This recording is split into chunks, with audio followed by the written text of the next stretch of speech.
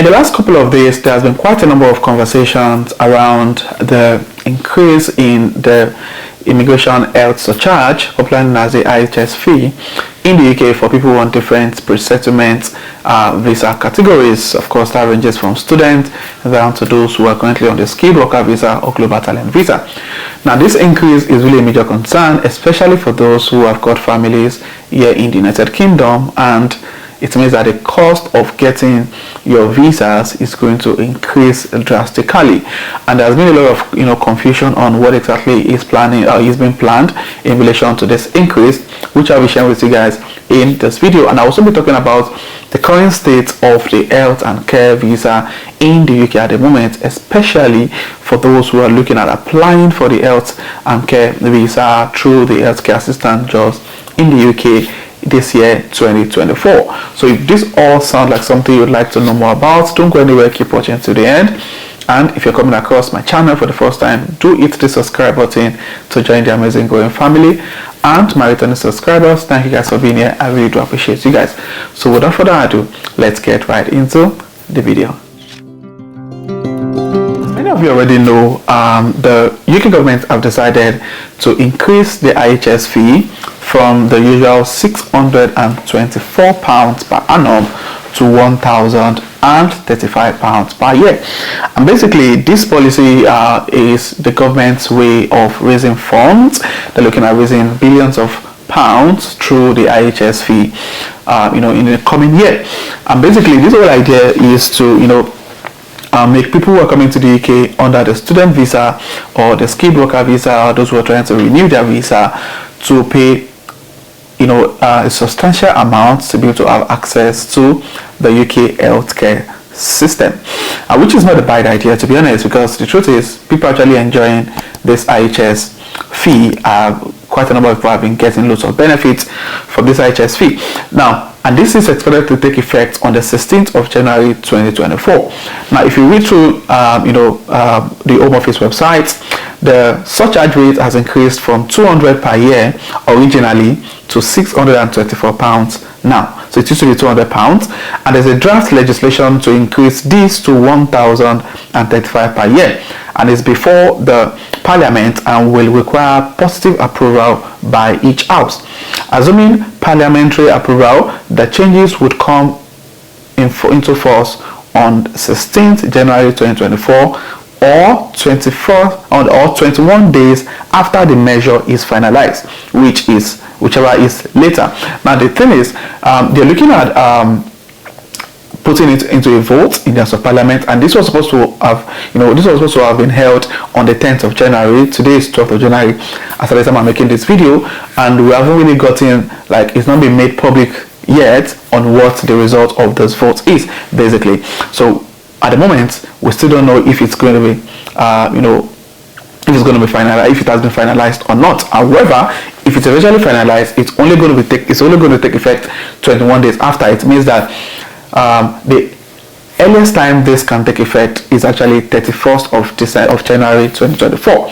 Now, the reason I'm making this video is especially for people who have got family who are looking at, if your visa is going to expire, let's say in February, apply for that renewal now, because the moment you apply after the 31st of January 2024, it means you won't be allowed to pay the previous rate, which is $624. You are now going to be required to pay the new rate of $1,035. So just imagine for someone who has got a family of 5, you've got yourself, your wife, and 3 children, or let's say we'll try to be a bit more considerate. Let's say you've got a family of 4.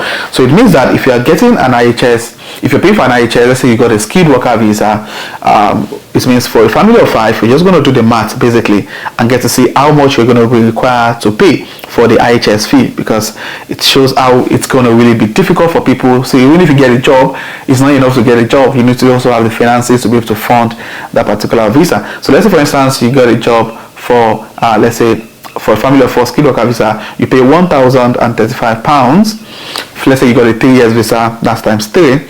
So that's 1,035 times 3. So it means that individually you're going to be paying £3,105 for IHS fee. So let's say times 4, it means that you're paying £12,420 for IHS fee alone in the United Kingdom, and this is excluding your visa fee. So it means that it's going to be extremely expensive, or expensive for people who have got family to be able to afford to pay for any visa application in the United Kingdom. Despite the fact that this is expensive, it's actually something that one needs to ensure. You definitely have to do it, because without it you can't get your visa application approved. And the truth is, people have actually benefited from this IHS fee. I know an individual that we came into the UK together in 2021, and when she came into the UK, she had some health issues as soon as she got in. It has to do with her brain and all of those stuff. So it was a very massive issue that required to go under the knife, get a surgery and all of that. And from our conversation, the surgery on the norms, if she was going to do the surgery back in Nigeria, of course she would need to be she would need to fly abroad to get the surgery done. She was going to require nothing less than £40,000 for that surgery, and she got to do that surgery in the UK because she was already a student. She had the IHS fee paid already. She's insured to have access to the healthcare system. So yeah, she got the surgery done in the UK entirely free of charge. And I think this is one of the reasons why the UK is a bit more better, is a bit better rather, compared to countries like US, whereby you need to pay